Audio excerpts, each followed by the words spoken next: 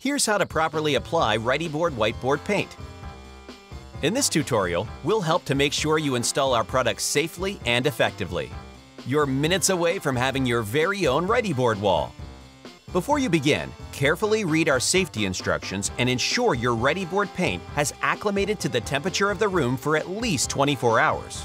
For you whiteboard enthusiasts in colder climates, it may take up to 5 days for the contents to acclimate to room temperature, so plan accordingly. Getting the surface ready to paint. Define your painting area using masking or painter's tape.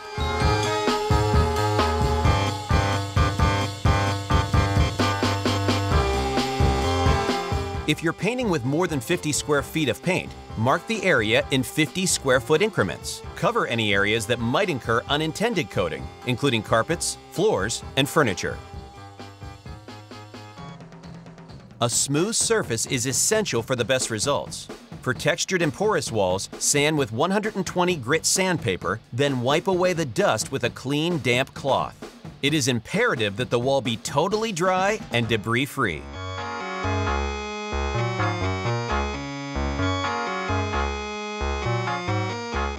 Pour the entire contents of the whiteboard paint into your paint tray.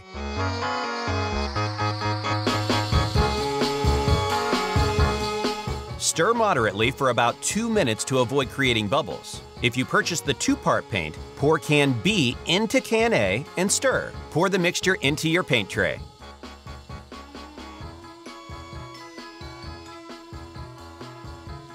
Start by slowly dipping the roller into the paint tray well. Be careful not to oversaturate the roller. Bring the roller out of the well and up onto the rake. Roll along the rake to remove excess paint.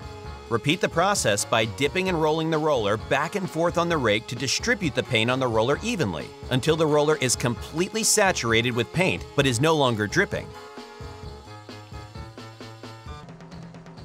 Completely cover the entire painting surface evenly to prevent skipping or thinly applying paint to some areas. Your paint coat should be a thickness that will not result in runs or drips. The best way to achieve proper whiteboard paint thickness is to paint inside the entire tape parameters once with a thin coat and immediately recoat.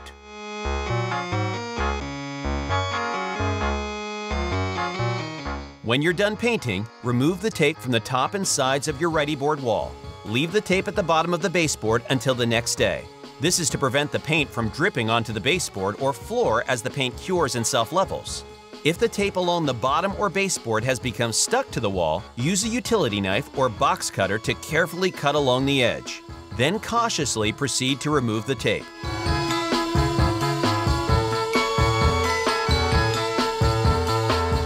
After the paint is dry to the touch, you must wait a minimum of 48 hours before testing your creative dry erase skills.